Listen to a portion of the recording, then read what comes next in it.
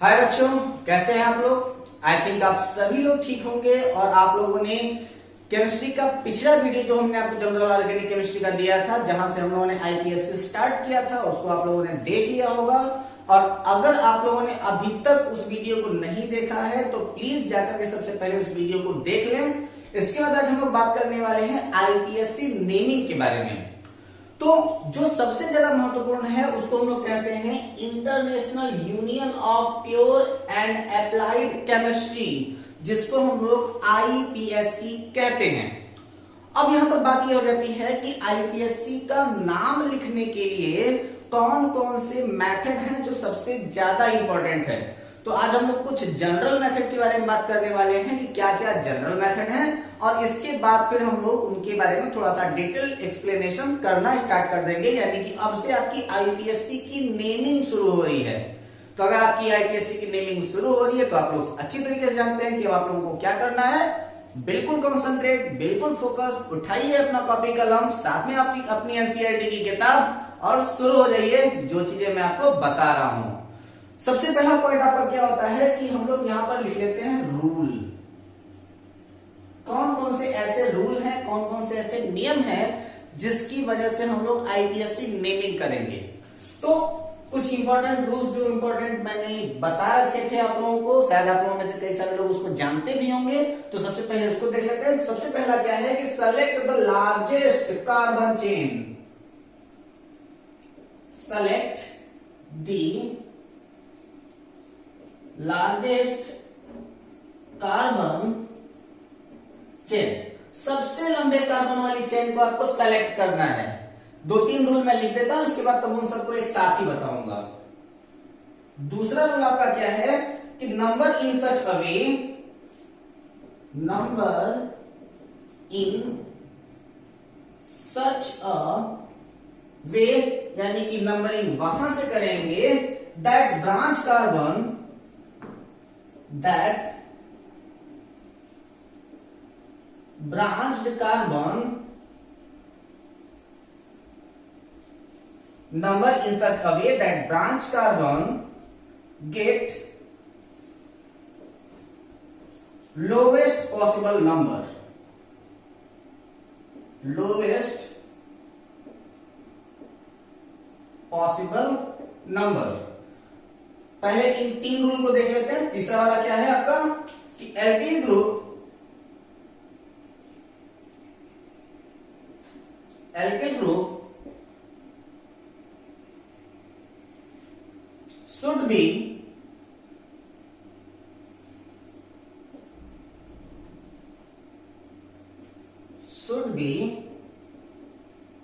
Listed in alphabetical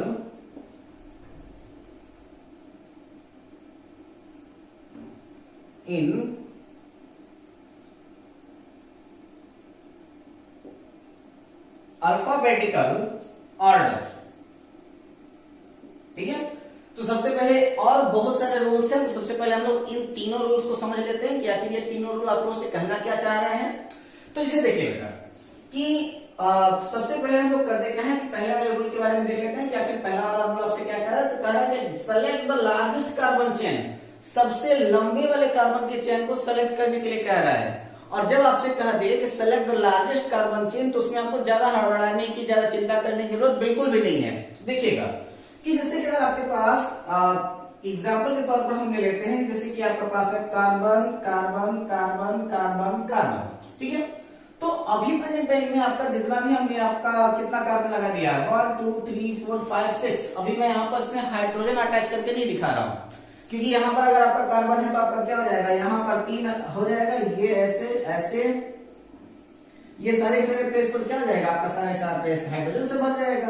ठीक है, तो ये क्या हो जाएगा आपका CH3 single bond CH2 single bond CH2 single bond CH2 single bond CH2 single bond CH3।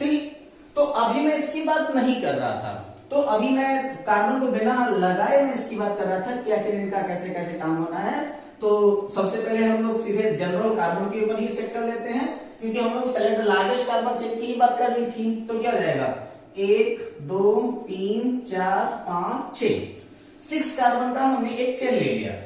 Present time में इसके पास में कुछ भी फंक्शनल ग्रुप नहीं लगा है, तो चाहे हम लोग नंबरिंग करेंगे तो 1 2 3 4 5 6 कर दीजिए, चाहे 1 2 3 4 5 6 कर दीजिए, दोनों में कोई अंतर नहीं है, दो के दोनों ठीक है। जहां से इच्छा हो वहां से आप इसकी नंबरिंग प्रेजेंट टाइम में कर सकते हैं।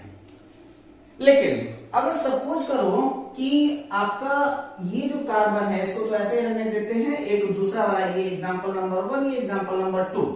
मेरे पास एक ऐसा कार्बन है कि carbon carbon carbon carbon carbon carbon, ये कार्बन यहां पर आपका एक कार्बन इधर जुड़ गया, दूसरा कार्बन यहां जुड़ गया, ठीक है। तो अब हमसे ये कह रहा है क्या कि अगर हमको अब नंबरिंग करनी होगी तो हम लोग नंबरिंग कहां से करेंगे? 1 2 3 4 5 6 7, या फिर हम लोग नंबरिंग करेंगे 1 2 3 4 5 6 7 8। कौन सा नंबरिंग ज्यादा सही होगा? तो ना तो आप लोगों की नंबरिंग, अब मैं नंबरिंग के बारे में बात कर रहा हूं, तो फिर आपकी नंबरिंग क्या होगी कि ना तो ये वाली सही होगी ना तो ये वाली सही होगी। बात हम लोग को क्या कहना है कि select the largest carbon number of chain को हम लोग सेलेक्ट करना है। लेकिन ये दूसरा वाला रूल भी इसी समय पढ़ लीजिए कि number in such a way that the branch carbon get lowest possible number. तो अब यहां पर अगर हम लोग सपोज कीजिए कि 8 वाले एक कार्बन वाले चेन को अगर हम लोग लार्जेस्ट चेन मान रहे हैं, इसका मतलब कि ये जहां पर हमने 7th लिखा था ये साइड चेन की तरह बिहेव करेगा, और जब वो साइड चेन की तरह बिहेव करेगा तो हम लोगों ने क्या कहा था कि इन अ सच a way that branched carbon, यानी कि कार्बन से अगर किसी का ब्रांच निकला होगा तो उसको लिस्ट नंबर देंगे, यानी कि सबसे कम नंबर उसको मिलना चाहिए, क्योंकि वो फंक्शनल ग्रुप की तरह बिहेव करने लगेगा। तो अब इसकी सही नंबरिंग क्या हो जाएगी? 1 2 3 4 5 6 7 8, यानी कि यहां से उठाएंगे और इधर लेकर के चले आएंगे, यह इसका सबसे सही नंबरिंग होगा, और 3 नंबर पर आपका ये कार्बन ग्रुप जुड़ा हुआ अटैच दिखाई देगा। तो सीधी सीधी बात ये जान लीजिए कि हम लोगों को सेलेक्ट करना है क्या? लार्जेस्ट कार्बन का चेन सेलेक्ट करना है, और ये भी ध्यान देना है कि जो number in such a way that the branch carbon get lowest possible number, जो ब्रांच कार्बन है उसको सबसे कम नंबर मिलना चाहिए, ठीक है। यानी कि ये जो आपका ब्रांच कार्बन है, यानी कि इसके ब्रांच से निकला हुआ है, तो अगर इधर से कैलकुलेट करते तो इसको 6 नंबर मिलता, 6 नंबर मिलता, इधर से कैलकुलेट किया तो 3rd नंबर मिला, तो क्या हुआ? लोवेस्ट नंबर चाहिए ना, लोवेस्ट नंबर किधर से मिला? इधर से ऊपर जा रहे थे तो इसको लोवेस्ट नंबर मिल गया, तो यहां से ऊपर जाने पर इसको लोवेस्ट नंबर मिला। दैट इज यही है आपका कि नंबरिंग इधर आपकी 1 2 3 4 5 6 7 8 इधर से होगी, ना कि इधर से। क्लियर है? स्ट्रेट चेन है तो आपको तो सीधे सीधे काउंटिंग है कि चाहे इधर से कर दो चाहे इधर से कर दो, कोई फर्क तो पड़ने वाला है नहीं।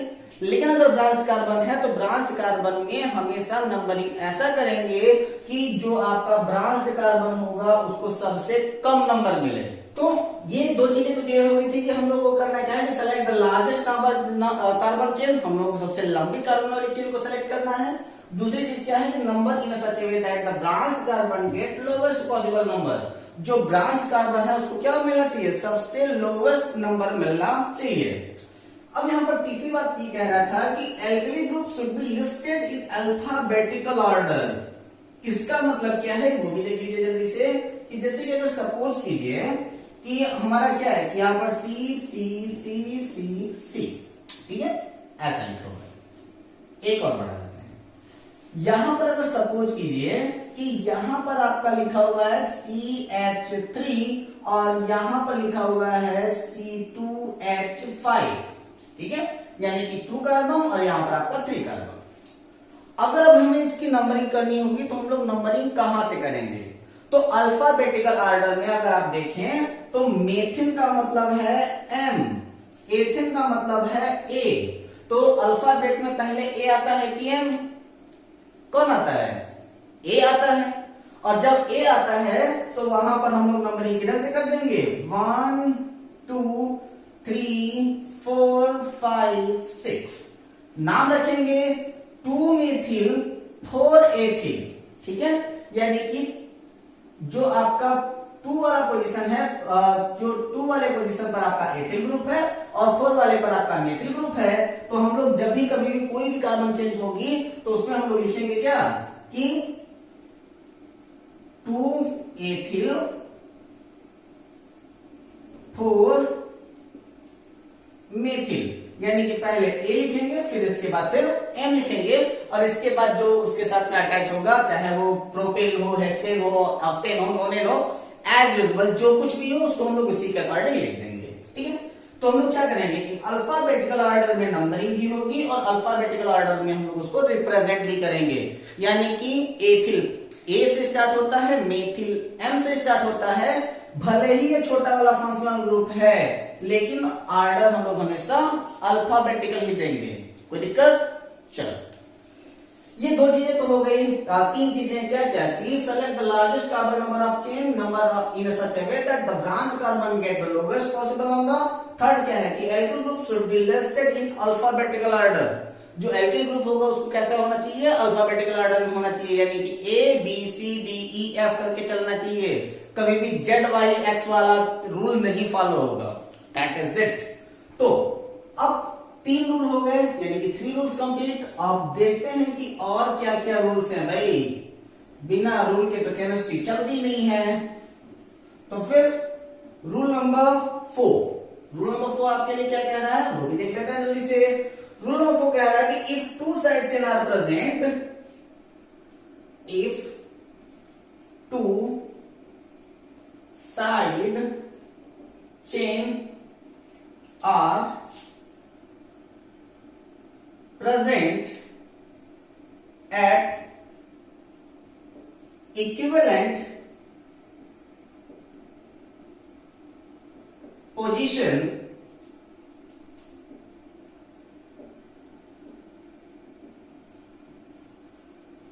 lowest number is given according to alphabetical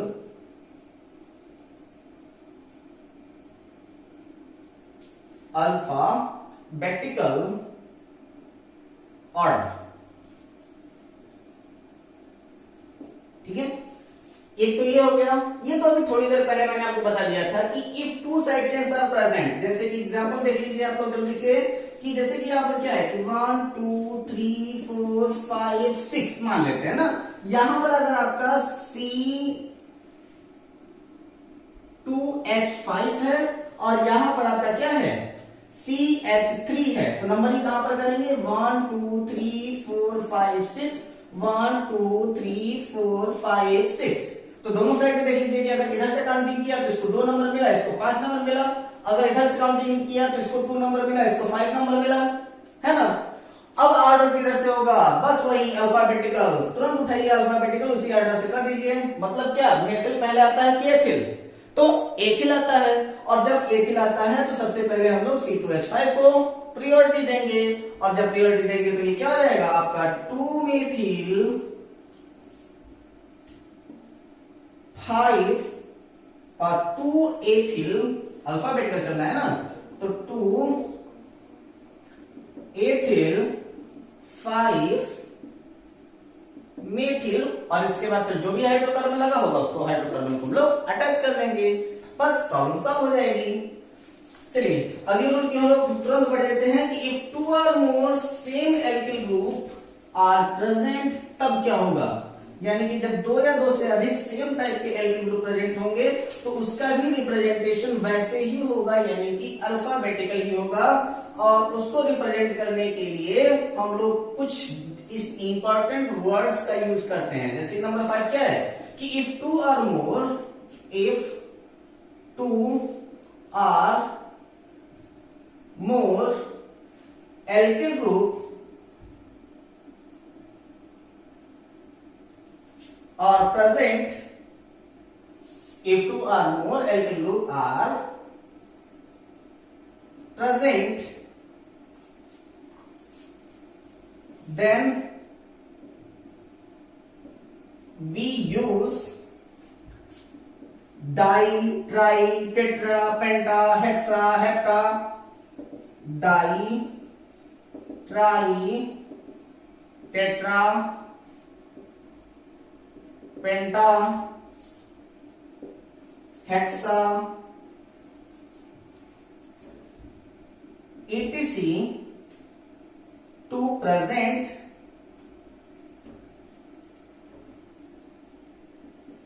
किसको प्रेजेंट करने के लिए देयर नंबर। ठीक है, तो जैसे कि देख लीजिएगा कि अगर आपके पास में जैसे कि एग्जांपल हम लोग बना लेते हैं कि जैसे कि सी सी सी सी सी सी। ठीक है, अब यहाँ पर क्या है, यहां पर आपका जुड़ दिया गया CH3 और यहां पर भी आपका जुड़ दिया गया CH3। अब ये भी मेथिल ये भी मेथिल, तो अब यहाँ पर तो अल्फाबेटिकल जो यहाँ पर हम लोग यूज कर रहे थे ना अल्फाबेटिकल ऑर्डर वाला, तो अल्फाबेटिकल ऑर्डर यहाँ काम करेगा नहीं क्योंकि यहाँ पर भी CH3 यहाँ पर भी CH3। देन क्या यूज करें, देखो अब वहां पर करेंगे क्या कि ये पोजीशन हो चाहे ये पोजीशन हो, दोनों तरफ से सेम पोजीशन आएगी। 1 2 3 4 5 6 1 2 3 4 5 6 किसी तरीके से काउंट करो, मेथिल को या तो 2 नंबर मिलना है या तो फिर उसको 5 नंबर मिलना है। तो ऐसी कंडीशन में हम लोग रिप्रेजेंट करते हैं कैसे, उसको रिप्रेजेंट करेंगे 2 5 ऐसे लिखेंगे 2, 5 डाइमेथिल। ठीक है, क्योंकि यहां पर भी मेथिल है यहां पर भी मेथिल, 1 मेथिल ये मेथिल दूसरा, तो दो के दोनों मिला करके क्या हो जाएगा, दो के दोनों मेथिल हो जाएगा, यानी कि 2 5 डाइमेथिल। और इसके बाद फिर आपका एल्किल ग्रुप लगा हो गया, फिर हाइड्रोकार्बन होगा, उसको हम लोग अटैच करा देंगे, बस समस्या खत्म। अच्छा लग रहा है ना, देखो अच्छा तो क्या हो जाएगा 2 5 डाइमेथिल। इसको थोड़ा सा एक छोटा सा बार डैश बना लेना क्योंकि यहाँ पर रिप्रेजेंट करने के लिए बार डैश का इस्तेमाल करते हैं। हो गया, चलो अगला रूल क्या है कि if two side chain are present at the equivalent position then the main chain should be the one of with the more side chain. बड़ा आसान सी बात आ रही है भाई, आज तो आप लोग आसान वाली तो मीनिंग सीख ही लोगे, आगे का पता नहीं। अब आसान चीजें आज मैं बता देता हूं, थोड़ा सा डिफिकल्ट चीजें आपको फिर बाद में बताऊंगा। चलिए क्या कह रहा है कि कितने रूल हो गए, 5 हो गए, चलो 6 देखो 1 2 3 4 5। हाँ 6 देखो क्या कह रहा है कि if two side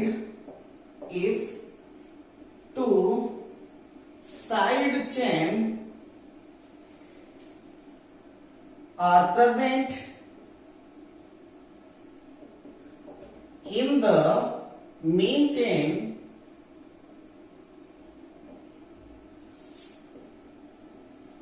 if two side chain are present in the main chain at equivalent position then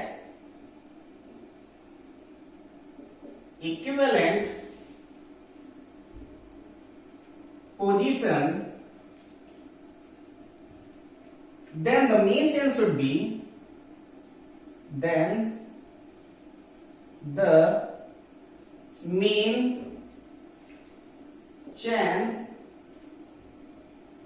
should be the one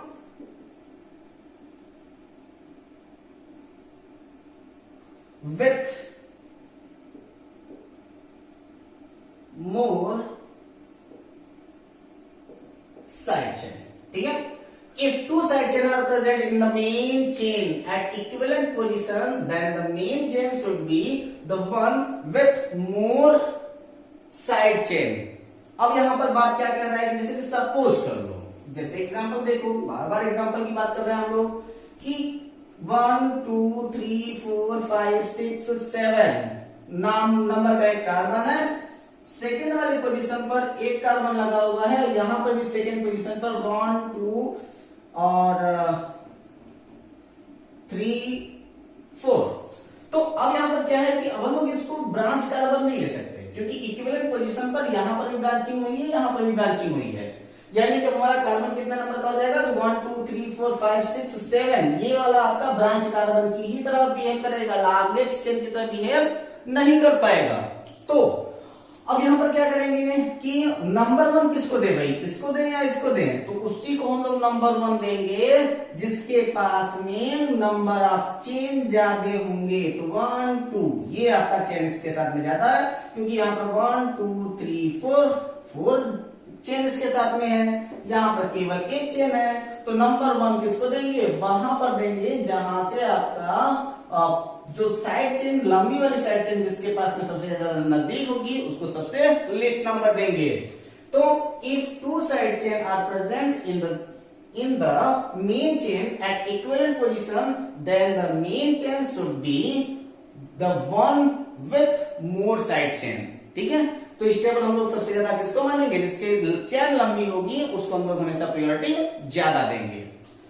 और कौन सी बातें हैं इसमें, तो वहां पर हम लोग क्या कहते हैं कि जब कभी भी आपके पास किसी भी आईपीएससी नेमिंग के लिए अगर आपका सैचुरेटेड और अनसैचुरेटेड अगर दोनों अवेलेबल हो तो हम लोग प्रायोरिटी किसको देंगे।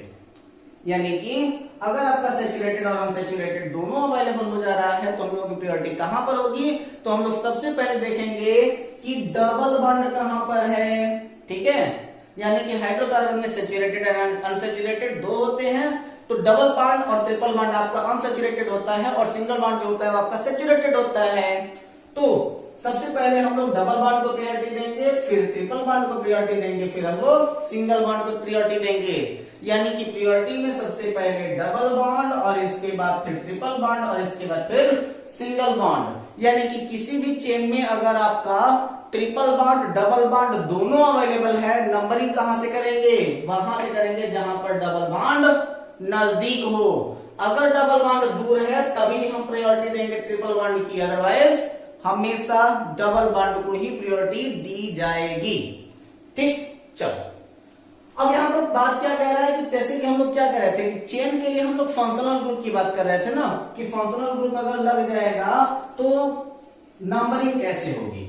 जैसे कि अगर सपोज करो कि यहां पर एग्जांपल के लिए हम सी सी सी सी सी सी, यहां पर हमने लगा दिया क्या क्या लगा दिया यहां पर, सबसे अच्छा हमारे लिए क्या हो जाएगा, ये सी डबल ओ एच हमने लगा दिया और यहां पर हमने लगा दिया SO3H। ठीक है, चलो अब हम लोग पास समस्या ये है कि नंबरिंग किधर से करें, इधर से करें या फिर इधर से करें, क्योंकि ये भी फंक्शनल ग्रुप ये भी फंक्शनल ग्रुप, नंबरिंग किधर से करेंगे। तो नंबरिंग के लिए हम लोग को एक ऑर्डर रिएक्टिविटी सीरीज याद करनी होगी। अगर आप लोग याद कर लेते हैं तो बेटर होगा। तो मैं उसी ऑर्डर को यहां लिख दे रहा हूं कि उसकी प्रायोरिटी क्या होगी। अगर कहीं पर भी आपका सी डबल ओ एच अगर दिख जा रहा है तो हमेशा उसी तरफ से नंबरिंग करना स्टार्ट करना। जहां पर भी आपको सी डबल ओ एच दिख गया उधर से आपका पहला नंबर हो जाएगा। इसके बाद फिर सेकंड प्रायोरिटी आती है SO3H की। इसके बाद हम लोग प्रायोरिटी देते हैं single bond C double O R को। इसके बाद होता है आपका COCl। इसके बाद होता है आपका CONH2। इसके बाद हम लोग बात करते हैं किसकी, सिंगल बॉन्ड CN की। इसके बाद फिर हम लोग किसकी बात करते हैं, CH डबल बॉन्ड O की। इसके बाद हम लोग किसकी बात करते हैं, हम लोग सीधे सीधे बात करने लगते हैं कीटोन की, यानी कि एल्डिहाइड, एल्डिहाइड के बाद फिर कीटोन और इसके बाद फिर सिंगल बॉन्ड OH को प्रायोरिटी देते हैं। इसके बाद फिर आपका NH2 को प्रायोरिटी देते हैं। इसके बाद फिर हम लोग डबल बॉन्ड को प्रायोरिटी देते हैं और इसके बाद फिर हम लोग ट्रिपल बॉन्ड को प्रायोरिटी देते हैं। यह है आपकी ऑर्डर ऑफ प्रायोरिटी। यानी कि अगर कहीं पे भी आपको सी डबल ओ एच और SO3 दोनों एक साथ में दिख जाए तो नंबर 1 हमेशा CO3 को रखेंगे। अगर कहीं पे भी आपको SO3H दिख जाए साथ में C डबल ओ आर है तो नंबरिंग हमेशा प्रायोरिटी SO3H को रखेंगे। तो ये ऑर्डर आप लोग कम से कम अपने पास में याद करके रखो, ठीक है, ताकि आप लोग बड़े आराम से उनकी नंबरिंग कर सको। तो यहाँ पर देखो क्या SO3H था, यहाँ पर C डबल ओ एच था, प्रायोरिटी किसकी ज्यादा, C डबल ओ एच की ज्यादा, तो हम लोग इधर से नंबरिंग करेंगे। ठीक है, और अगर हमको ना पता होता तो हम लोग इधर से कर सकते थे, इधर से भी कर सकते थे, क्या हो जाता, गलत हो जाता। तो हम लोग को फंक्शनल ग्रुप भी ध्यान में रखना है कि हम लोग किधर से नंबरिंग करेंगे। तो list number of functional group, जो स्ट्रॉन्गेस्ट फंक्शनल ग्रुप हो उसको सबसे लिस्ट नंबर मिले, सबसे कम नंबर मिले। और इसके लिए ये वाला ऑर्डर फॉलो करना बहुत ज्यादा जरूरी है। ये वाला जल्दी से नोट कर लो अपने कॉपी में, क्योंकि ये बहुत ज्यादा इंपॉर्टेंट है और इसी के अकॉर्डिंग आप लोगों का बहुत सारी नंबरिंग होनी है। ठीक है, तो इसको नोट करना बिल्कुल भी ना भूलना। चलो आगे चलते हैं और कुछ आईटेक नेम बना लेते हैं, वरना आप लोग कहोगे कि अरे सर आप तो केवल बोल रहे थे, कुछ बताए हैं ही नहीं, है ना। तो ऐसा आप लोग ना समझो, उसके लिए हम लोग करते क्या है कि 2-4 आईपीएससी नेम देख ही लेते हैं। चलो स्ट्रक्चर बनाना शुरू करते हैं, 4-5 लोग तो आज बना ही लेंगे। चलो पहला हम लोग क्या लिख लेते हैं कि आर्थो, चलो साइक्लिक कंपाउंड से स्टार्ट कर देते हैं। तो क्या आ जाएगा आपका आर्थो इथाइल एनिसॉल। ठीक है, आर्थो इथाइल एनिसॉल। दूसरा नंबरिंग हम लोग नाम किसका ले लेते हैं, तो वो है आपका पैरा नाइट्रो एनिलीन।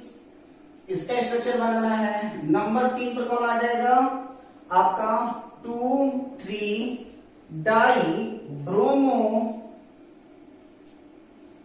1-फेनिल पेंटेन। ठीक है, यानी कि यहां पर जो आपका बेंजीन रिंग होगा वो साइड चेन की तरह बिहेव करेगा। और चौथे नंबर पर हम लोग लिख लेते हैं 4-एथिल 1-फ्लोरो 2-नाइट्रो बेंजीन। ठीक है, चलो अब हम लोग बात कर लेते हैं थोड़ा सा आपके बेंजीन रिंग की। और इस बेंजीन रिंग में सबसे ज्यादा जरूरी क्या है, कहां पर आर्थो है, कहां मेटा है, कहां पैरा है। ठीक है, तो ये पोजीशन दो के दोनों आर्थो हो जाएगी। ये वाली पोजीशन आपकी क्या हो जाएगी, मेटा पोजीशन। और ये वाली जो हो जाएगी आपकी पैरा पोजीशन हो जाएगी। ठीक है, यानी कि अगर ध्यान देना कि ये बिल्कुल भी मत समझना कि ये बिल्कुल फिक्स्ड है कि यहीं पर आर्थो होगा, ऐसा कभी नहीं हो सकता ना। अगर हमने सपोज किया कि यहां पर सपोज करो कि अब इसको मैं एक बार मिटा देता हूं। ठीक है, चलो तो अगर हमने यहां आर्थो मान लिया तो दूसरा वाला आर्थो यहां हो जाएगा। ये हो जाएगा आपका मेटा, ये हो जाएगा आपका पैरा। ठीक है, चलो और एक बात देख लो। अगर सपोज करो कि हमने इसको आर्थो मान लिया तो ये हो जाएगा आपका दूसरा वाला आर्थो। ठीक है, ये हो जाएगा आपका मेटा और ये दोनों हो जाएंगे आपके पैरा पोजीशन। ठीक है, तो जैसे जैसे अगर आप ये कह दो कि आर्थो फिक्स है तो आर्थो का फिक्स नहीं है। जैसा चेन होगा, जैसा बिहेव करेगा, जहां आर्थो होगा उसी के अकॉर्डिंग आपका मेटा और पैरा बना दिया जाएगा। चलो इसको मिटा देते हैं और बात करते हैं कि आर्थो एथिल एनिसॉल। अगर आर्थो के साथ में एथिल एनिसॉल है तो सीधे सीधे करो क्या कि सीधे सीधे एक छोटा सा बेंजीन रिंग बना दो, हो गया। आर्थो वाली पोजीशन पर आपका एथिल ग्रुप लगा हुआ है तो ये सीधा सीधा करो क्या कि यहां पर आपका C कर दो। ठीक है, और ये आपका OCH3, ये तो हो गया आपका एनिसॉल। और आपका साथ ही साथ और क्या लगा हुआ है एथिल, तो यहां पर आपका C2H5। ये क्या हो जाएगा आपका आर्थो पोजीशन, इसको हम लोग आर्थो पोजीशन मान रहे हैं तो इसको आर्थो पोजीशन पर आपका एथिल ग्रुप और ये आपका एनिसॉल। That's it. चलो अगला क्या कह रहा है पैरा नाइट्रो एनिलीन। और पैरा नाइट्रो एनिलीन का मतलब ये है कि पैरा पोजीशन पर आपका नाइट्रो कंपाउंड जोड़ दो। सबसे पहले नाइट्रो कंपाउंड का मतलब Na2 और एनिलीन का मतलब NH3। ठीक है, चलो टेंशन खत्म हो गई इसकी। अब बात ये कह रहा है कि 2,3 डाइब्रोमो फेनिल पेंटेन। क्या मजाक कर रहा है यार। चलो देखो ये रहा आपका बेंजीन रिंग। चलो इसके साथ में अटैच कर दो 1 carbon 2 carbon 3 carbon 4 carbon 5 carbon, क्योंकि पेंटेन है ना, पेंटेन। तो ये आपका फेनिल की तरह, यानी कि जब कभी भी बेंजीन रिंग साइड चेन की तरह बिहेव करे तो उसको फेनिल कहते हैं। नोट कर लेना इसको, अगर कहीं नोट करना होगा कि if side chain react as या फिर act as side group that is known as phenyl. जब कभी भी आपका बेंजीन रिंग जो है वो साइड चेन की तरह बिहेव करेगा तो वह आपका फेनिल कहा जाएगा। तो अब क्या कह रहा है कि सेकेंड वाले पोजीशन पर ब्रोमीन और आपके थर्ड वाले पोजीशन पर ब्रोमीन, तो हो गया आपका 1 2 3 4 5, तो ये हो जाएगा आपका 2 3 डाइब्रोमो 1 फेनिल 1 वाले पोजीशन पर बेंजीन रिंग यानी कि फेनिल में ये तो प्रोपोब्यूटन पेंटेन हो गया। अब यहां पर आपका बेंजीन के साथ में रिएक्शन है, तो इसको हम लोग नीचे न लिख करके थोड़ा सा ऊपर बना लेते हैं ताकि आपको स्पष्ट दिखाई भी दे। तो क्या कह रहा है, बेंजीन बना दो भाई, चलो बेंजीन बना 4 एथिल 1 फ्लोरो। 1 फ्लोरो का मतलब कि कहीं पर भी एक नंबर मान लो, यहां मान लो कि हमने मान लिया कि एक नंबर है, मैंने कहा क्या था कि पोजीशन चेंज हो सकती है। 1 फ्लोरो, और अगर 1 फ्लोरो तो इसके बाद फिर क्या है कि 4 एथिल। अब इसको हमने माना है 1 2 3 4, 4 के मतलब कि एथिल ग्रुप है यानी कि C2H5 है, और 2 नाइट्रो 1 2 दूसरे वाले पोजीशन पर आपका नाइट्रो ग्रुप हो गया, बन गया आपका 4 एथिल 1 फ्लोरो 2 नाइट्रो बेंजीन, और ये रहा आपका स्ट्रक्चर। तो आई होप दैट कि आज की जितनी भी चीजें आप लोग बताई गई हैं वो सारी चीजें आपको समझ में आई होंगी। अगर आपको नहीं समझ में आई होंगी तो कम से कम आप इस वीडियो को 2 बार रिपीट करके जरूर देखेंगे। जितने भी मैंने आपको रूल बताए उसको एनसीईआरटी की बुक अपने सामने खोल करके इसको एक बार देख लेंगे तो चीजें आपको क्लियर हो जाएंगी। अगर इसके बावजूद भी अगर आपको कोई भी डाउट लगता है तो आप लोग प्लीज कमेंट सेक्शन में या फिर पर्सनल व्हाट्सएप नंबर पर आप अपना क्वेश्चन हमें जरूर भेजें। हम आपकी हर संभव मदद करने का प्रयास करेंगे, आपके हर क्वेश्चन के उत्तर देने का हम लोग प्रयास करेंगे। तो फिर take care, all the best, जय हिंद।